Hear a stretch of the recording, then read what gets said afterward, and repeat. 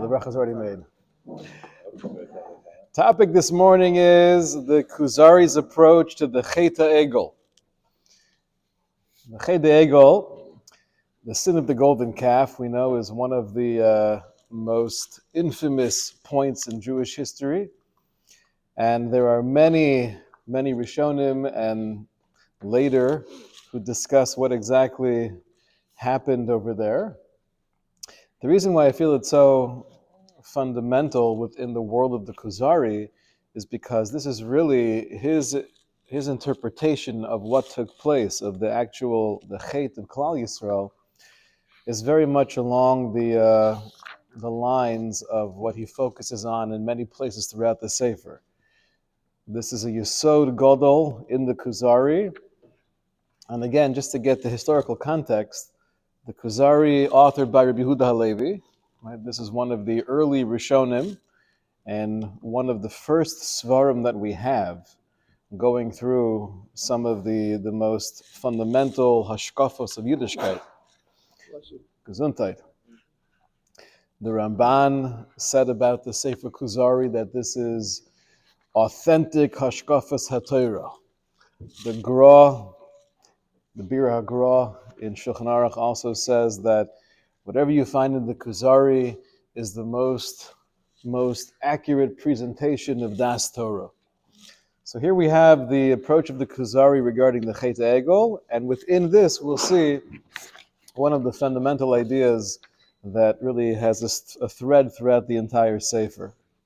And the very beginning of the Kuzari, before he speaks about the Chet HaEgel, it starts off telling the story of the king of the Kuzars, that he had a dream. And in the dream, there was an angel that came to him. It was a reoccurring dream that happened many times. And the Malach said, Kavanascha Ritzuya, Eitzel Habore, your intention is beautiful. The Creator is very impressed by your kavana. Aval Ma'asecha Einam Ritzuyim. However, what you're actually doing, your real avoda is inappropriate. So when he heard that, Hu Hayim Mishtadlu Ma'od B'Torah Sakuzar, he doubled down in his avodah zarah, and he spent more time and effort doing things the way they should be done. But then again, he had the same reoccurring dream. The message was Kavanascha Ritzuya Eitzel Habore Aval Ma'asecha Einam Ritzuyim. And that's why he called together this group of theologians, the rabbi and the philosopher and others, to discuss what really is the truth. I want to make sure that not only is my ratzon, my kavana, beloved to the Creator, but I want to make sure I'm actually doing the right behaviors as well. So that's the introduction to the entire Sefer. How are they? Yeah. Presumably a Maisa Shahai, or is it just a mashal to help illustrate his argument? It's a good question. Is this a Maisa Shahaya, some kind of real historical documentation of what took place, or it's just a story that he created to be able to share Hashkafas HaTorah? This is debated. This is definitely debated.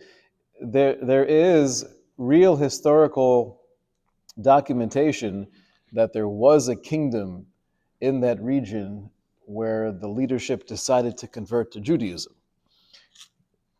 Did it happen in this particular way? Yesh Lodon, who knows? But ultimately, there's no nafkamina.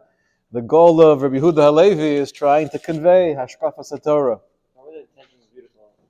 What is that? Oh, so this is a very important point. If he was doing Avodah Zarah, why would there be any divine communication telling him, your kavanah is beautiful? That itself is a shmooze.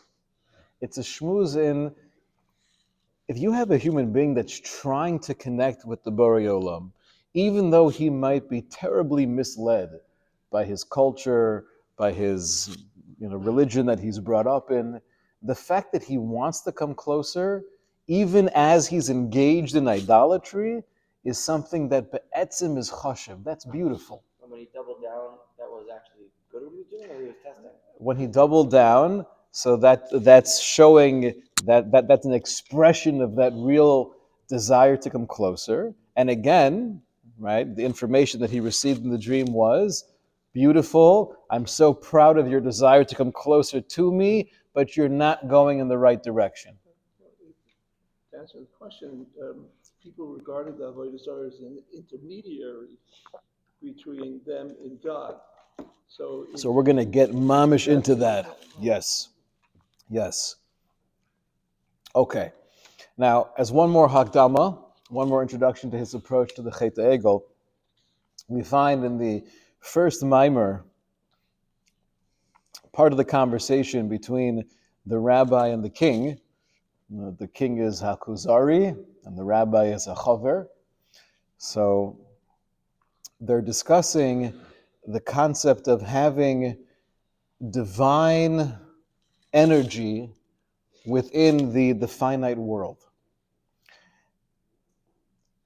The rabbi says, "V'zehu shoresh hamuna, v'shoresh hameri." This sensitivity, if one's able to pick up on real divine energy within Olam Hazeh, this can be the root of faith, but it could also be the root of heresy. It could lead you in one of two directions. So the king says back, how is that possible to have the same shorish potentially take one in two opposite directions? So the Chaver explains, and he gives the following analogy. This is on page 3.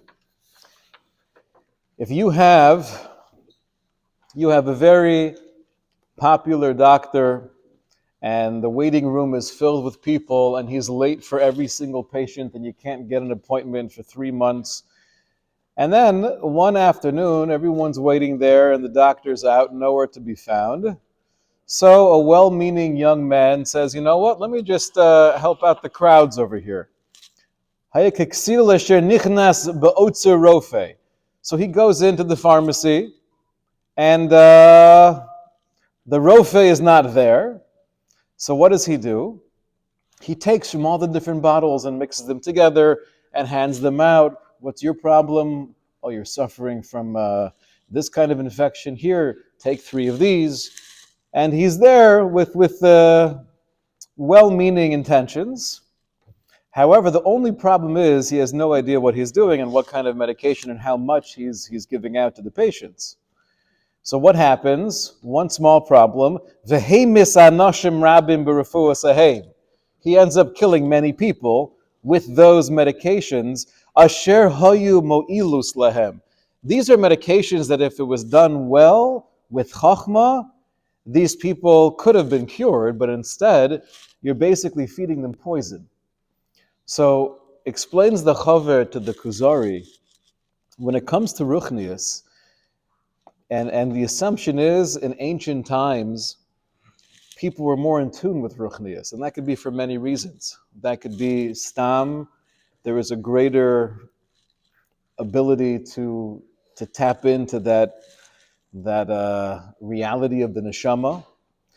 It could have also been because people were so in tune with nature in general, and some of the vibrations within nature they were more connected with, in contrast to a world where everything is, all development and technology is through our separation from nature and our isolation from the natural world around us.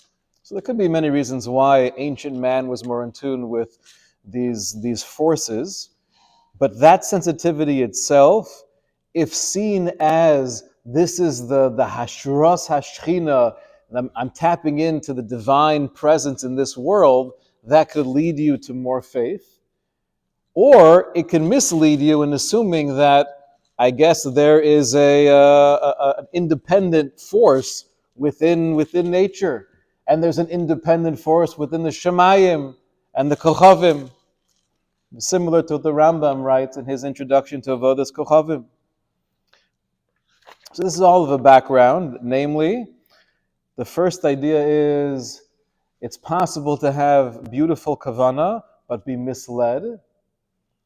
And the only way to really achieve that mastery of what we're here to accomplish is by making sure I not only have the proper desire, but I have the clear direction. And part of what misleads a person might be the very same thing that can help me come closer to Hashem, seeing godliness around me and within me. And with this, we enter the sugya of the Chet HaEgel. Okay, who's excited? All right. Keep the scarf on for this one. Okay.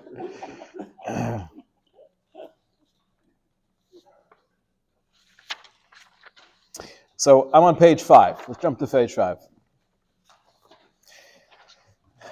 After the Chaver, this is towards the end of the first Maimar, after he goes through explaining the quality of Klal Yisrael and the madrega that they attained, the Kuzari says, "Hizor chaver shalotita b'sipur shivchei amcha." Be careful, don't speak too highly of your people.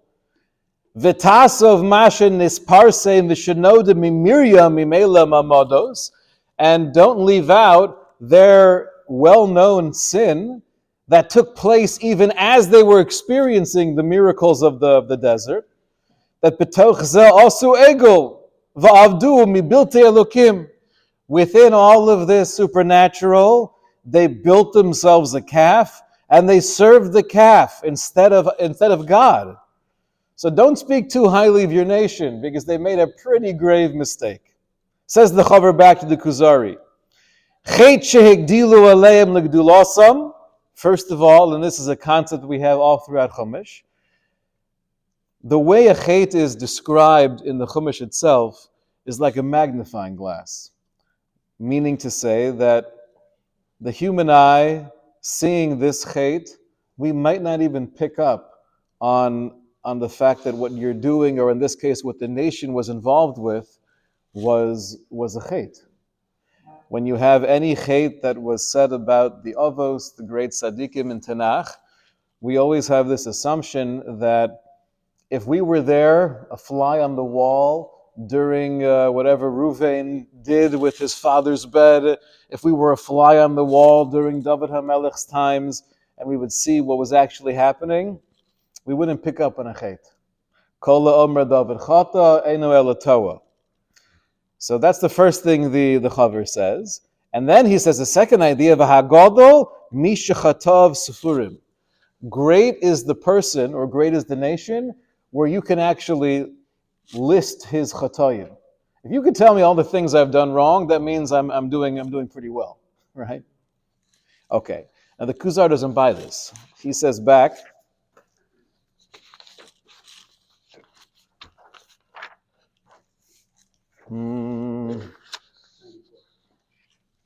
what page? Page 7. Page 9. 1 second. I think the person who was putting the page numbers here might have misled us. There's no 6. Wow. Okay. Page 7 then. So the Kuzari says back, V'zehu min toscha v'zarcha la'amcha. The only reason you're saying this is because you're being apologetic. You have a bias towards your nation, so you're trying to couch their incredibly gigantic hate in a smaller, gesundheit, more digestible way. What's beautiful about the Sefer Kuzari is that he doesn't have any problems having the king mamish with the chutzpah, right? Talking to the Chaver. And the Chaver was obviously a very chashuv yid. He's telling a story of one of the leading rabbis before the times of the Rishonim. So we're talking about a very chashuv yid, and yet he holds back no punches. You're only saying that, Rabbi, because you have a bias for your nation. I want to know the truth. So go to page 8. So the Chaver explains. He says, I'm not telling you this because I'm trying to cover up anything. Let me give you some background. During this period in history, as the nation was waiting for Moshe to bring down the Luchos, as he promised when he ascended the mountain, what would generally happen, and this is a very beautiful insight, anything that could be seen and focused upon They would use it as a form of connection to the infinite Borei Olam. They would gaze and concentrate upon the pillars, meaning the pillars of cloud or the pillar of fire.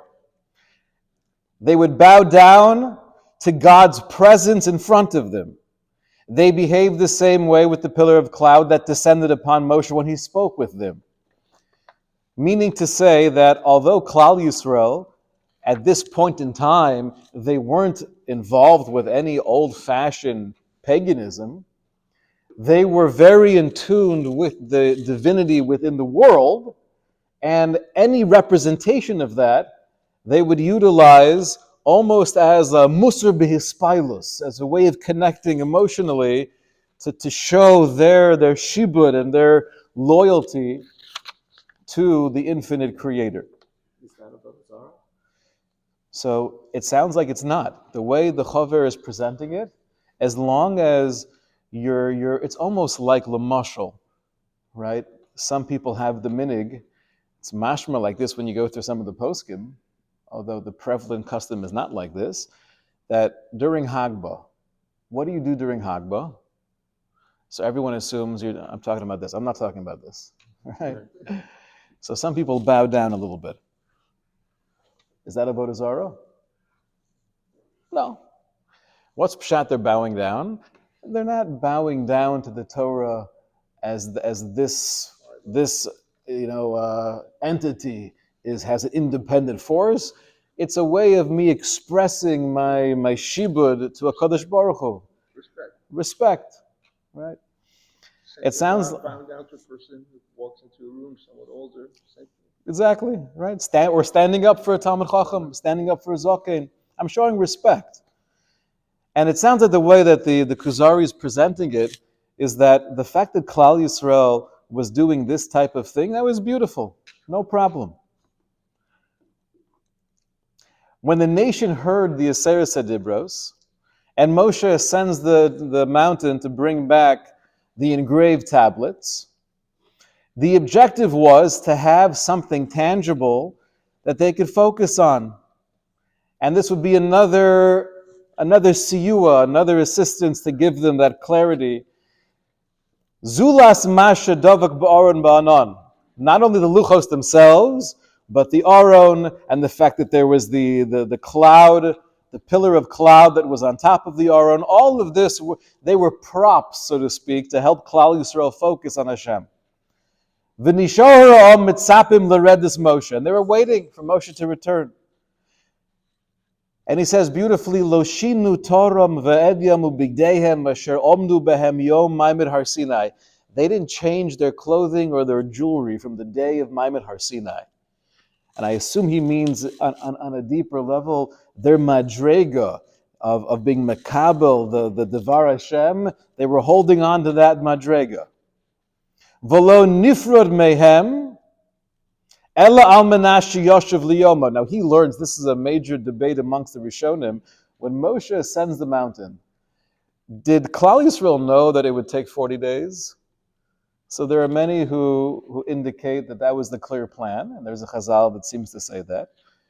And the Sefer Kuzari, Yehuda Halevi, is working with a different approach, which is, their assumption was, it was going to be a one-day journey, a 3-hour tour. Oz gover hamachshava harol ketsas hamonahu agadol.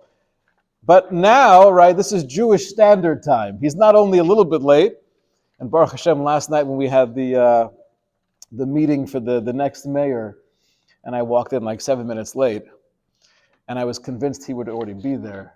So even though he's not Jewish, he also works on Jewish Standard Time. So that was very helpful, Baruch Hashem. Enough time for us to get enough of a crowd that it wasn't a busha. So as time's going on, day 39, day 40, at this point, there's an anxiety that takes over Klal Yisrael. Now, it wasn't really Klal Yisrael. It was al kitsas hamonahu hagadol. It was a small fraction of that massive people, 3,000. V'schilu hamonaam lahecholik machlokes umarbe ma'etzus umachshavos. So within this minority, there was infighting. What do we do? We can't just wait here. And there was a real fear. Until the point where they wanted to, they were mevakesh nevar murgash, yichavnu negdo kishara umos. They needed something tangible to focus their machshava on, like other nations. Mi bli sheyachashu ba'alokus motzim mitzrayim. There was no rejection at all, says the Kuzari, of God or in their faith that God took them out of Mitzrayim.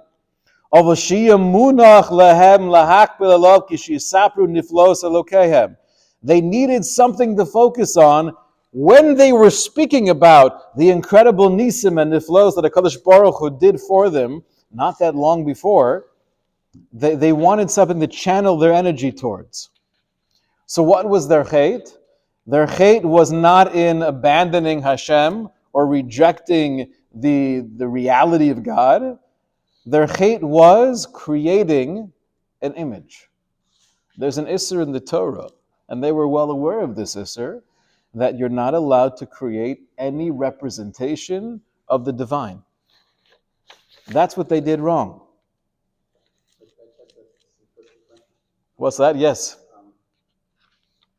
Maybe we'll read actually just a few more lines, right? On page 11, just to finish the thought here, the underlined part. Their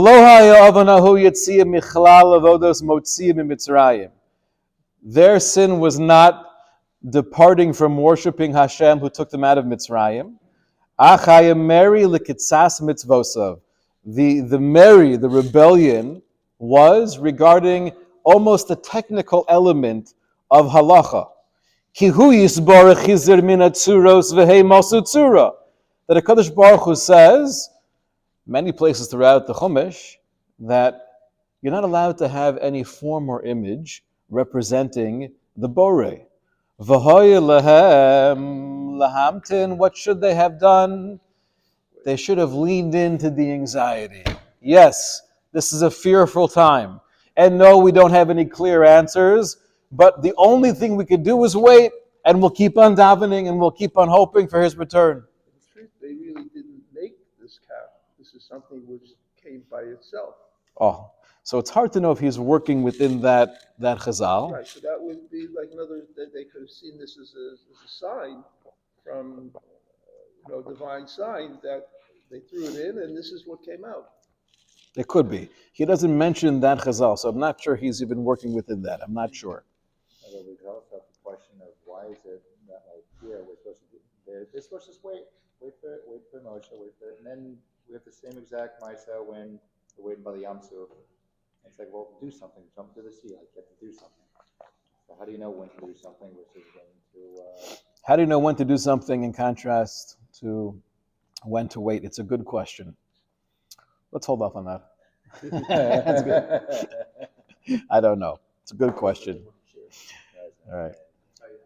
Yes, Rabbi. If Baruch, say, Gadi Pollack and I sat down and writing a Haggadah of pictures and trying to help you focus, because Baruch Hu took us out of the trying, it's hard to see Hashem, it's hard to focus on intangible divinity. So I'm not sure if I would have said, okay, let's draw a picture of a cat. Where is that?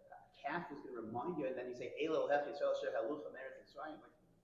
where that? I mean, Ramban and others answer that question, but in the very system, so it's a good question. Why dafka a calf? If we convene the meeting, sitting around the conference in a room together, what kind of image should we make to represent something that would connect us to God? I'm not sure we would have thought of the young cow. Now, you're right. The Ramban and others do address this. The Kuzari himself does not. So I'm not going to conjecture his pshat in that particular image. But what he does say explicitly is that the Chet HaEgel was the creation of an image. Let's read a few more lines here.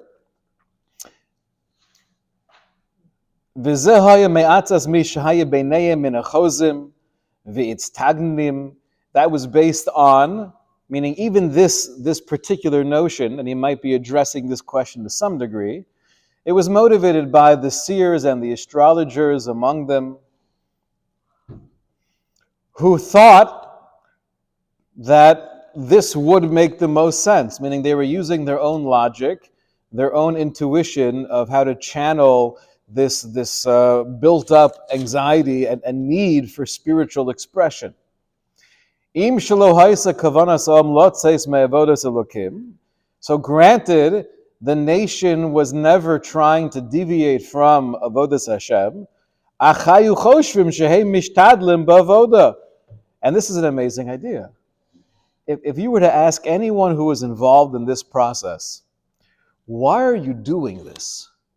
Their answer would be, Hareini muchan u'mazuman lekaye mitzvahs, to be makarev yidin to Hashem. It was all lishma. It was all with the real sense of sincerity. We need this. People are starving over here. They're starving for an expression of ruchnius. This is going to be our eitzah, having something tangible to focus that kedusha on. And then he gives an example. He says, this is not so far off from what we ourselves experience. Don't think it's so crazy. What do we do nowadays? If you want to build a nice place to bring out feelings of ruchnius, you make a matching campaign, right? And then what do you do with the money? You have $600,000 of barrels of bourbon, right? No, you create a beautiful edifice. You make a building. Masha nachnu noagim bo hayom me'asos batim ubechirasenu osam vegadlenu lehem v'hisbarchenu behem. We build beautiful edifices and we exalt these buildings and draw blessing from them. Ve'efsher, and it's very possible, shenomer shashchina chola behem, that the divine presence hovers over these places and the angels congregate around them. V'lulei hatzorech lihischabrus kahalenu. If we didn't have any halachic need to gather together as a kahal, as a tzibor, as a minyan, hoya hadavar hazen nochri. This whole idea of building something that we use as part of our ruchnias, that would be a very foreign idea. And if you were to read about that as something that took place years ago, you would view that almost as a form of idolatry. Look at this, they're building a temple and they're beautifying it, and then they're all congregating within this finite place. What a tzimtzum, what a narrowing of any relationship with the Borei Olam. We only do that because we have the concept of a minyan. We do find, which is probably one of the most exotic chiyuvim we have in all of the creation of the Mishkan, is the tzivui of the kruvim. All throughout Chumash we have many warnings, don't create any images, and then we have this exception, and this exception is not found somewhere in the corner of the Mishkan. This is mamish on the Aron. You have these angelic tsuros on the Aron itself.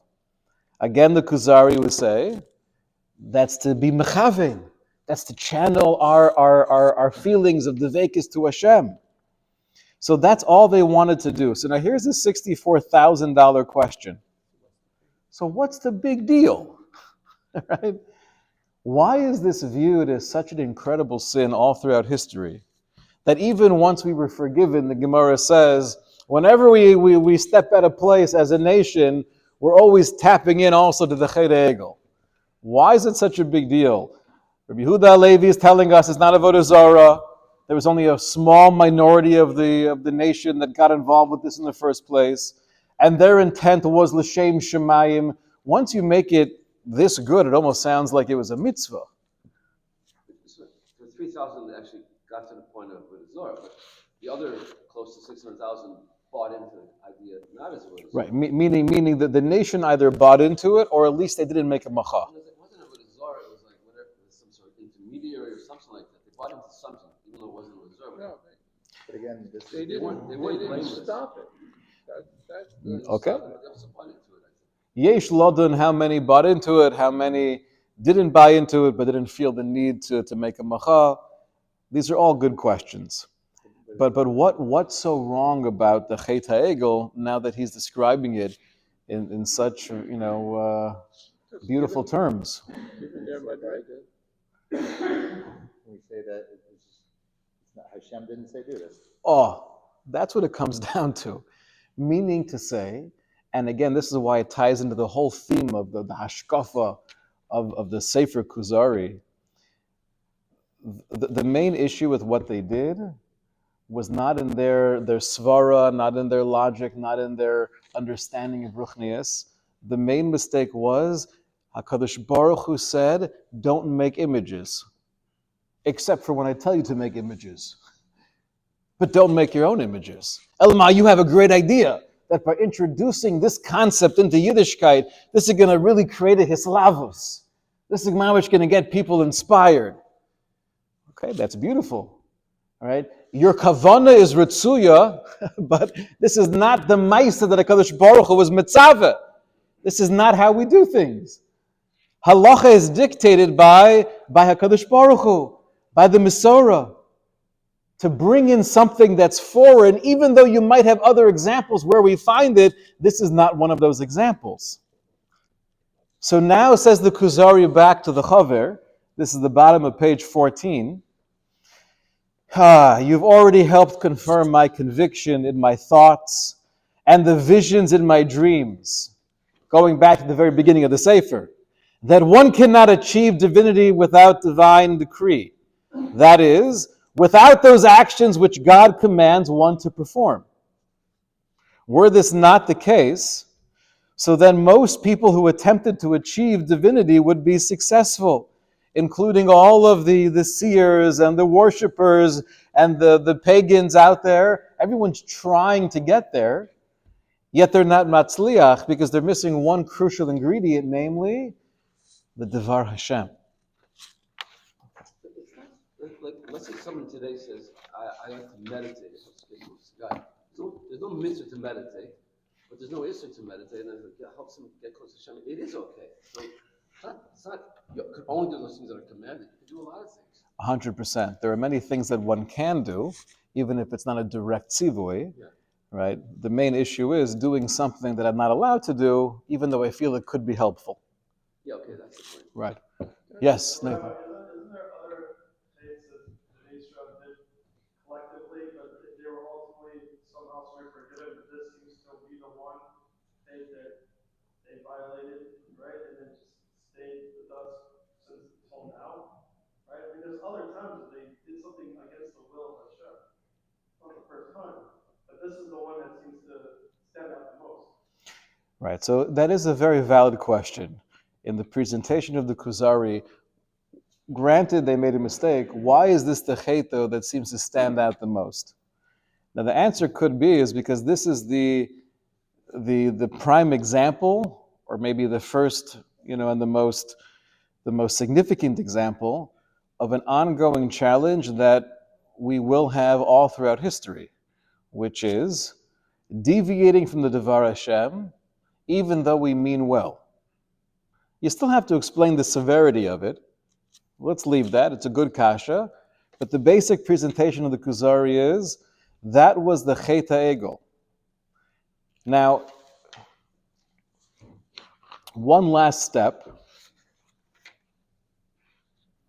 If you take a look at page 15, the bottom paragraph, the Chaver gives an analogy where he says, the same attention to detail is prevalent in all of nature. Each physical object is made up of a combination of different elements combined according to every exact specification. The proportions must be more precise than the mind can fathom. Even if the smallest deviation was made in the proportions of these elements, the object would no longer exist as it is.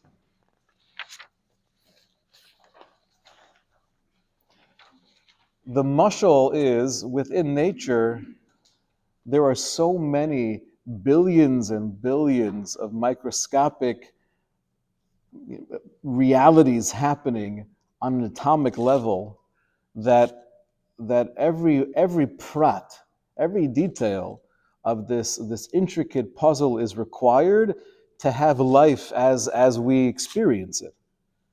Every form of life requires that unique combination of chemicals. The mashal or the nimshal would be, this is our perspective on avodas Hashem.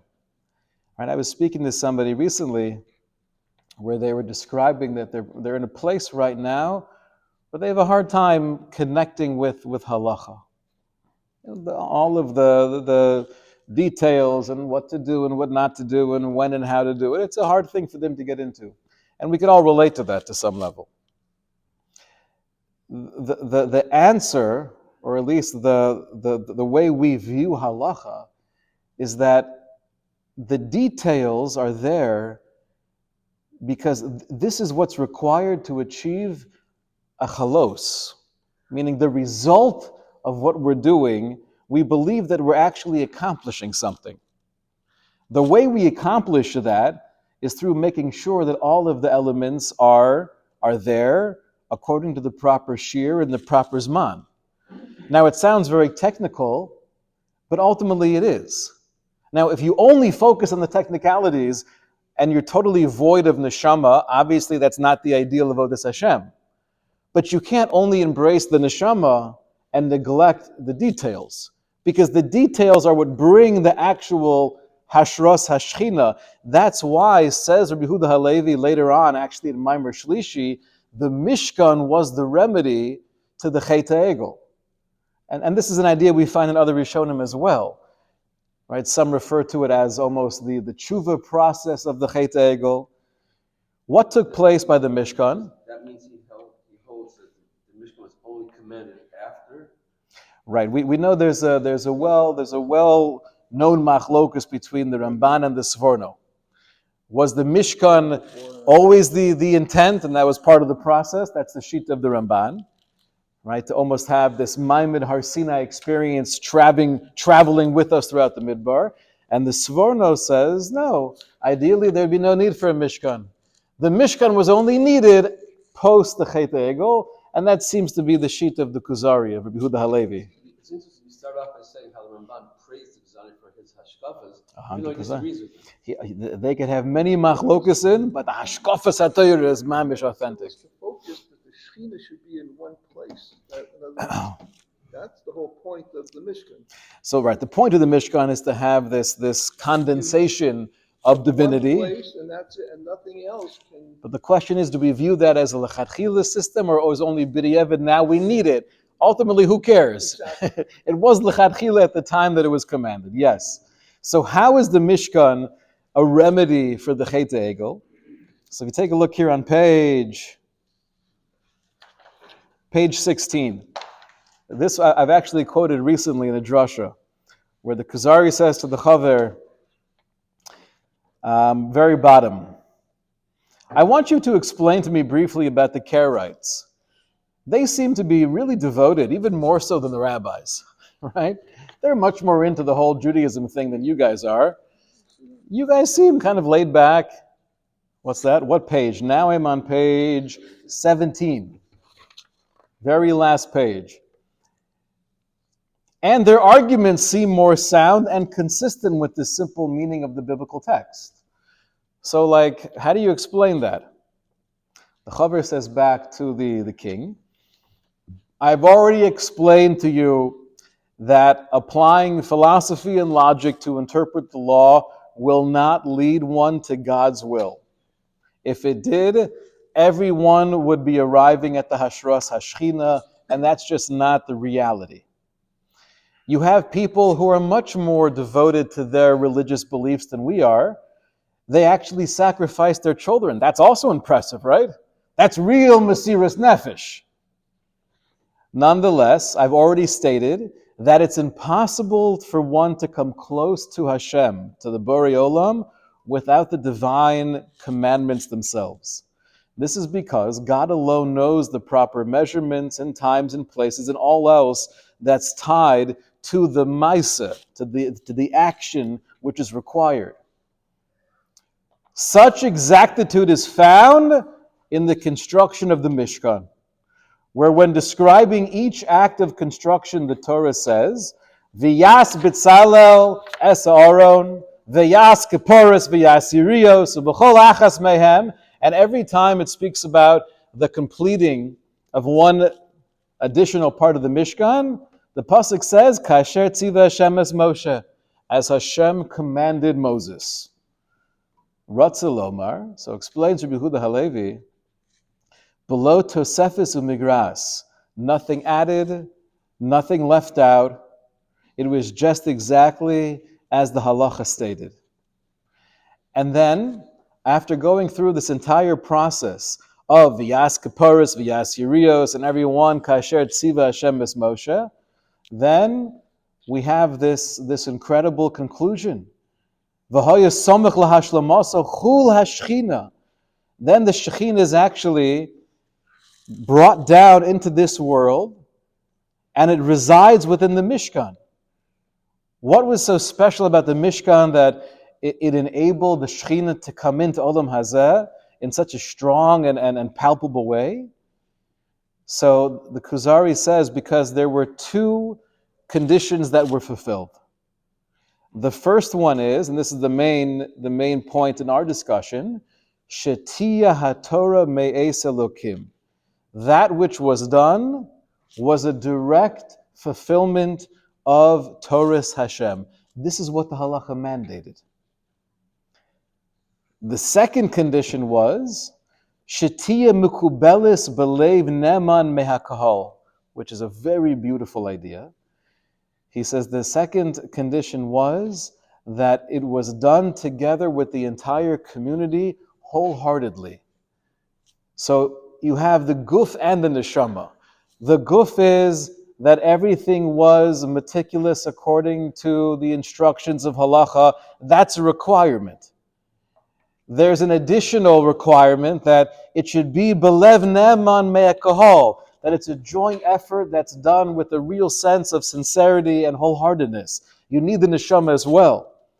But the requirement of being medactic in the halacha is that which brings the hashras hashchina, the divine presence. So what's beautiful and what's fundamental about this entire approach of the Kuzari is that he's really describing one of the pillars of Judaism within the Chet HaEgel. Right? We have the Mishnah in the very beginning of Pirkei Avos that says, Al shlosha devar ma'olam omed, al Torah, al avoda, al gemilus chasadim. Torah stands on the three pillars, namely Torah, avoda, and chesed. Says Rav Chaim Volozhin, the truth is, that was all before Matan Torah. Once the Torah was given, there's only one pillar. That's the pillar of Torah. We still need chesed and avoda, and they might be just as important, but the definition of what chesed is, and the definition and the expression of what avoda is, that's only through the vehicle of the Torah. And that's why we say in the Zohar, Kutshabricha, the Raisa, the Yisrael Chad, the oneness that Klal Yisrael is able to achieve with HaKadosh Baruch Hu is only through the vehicle of a Raisa, of the Torah. Shkoyach Rabbi Say. Question.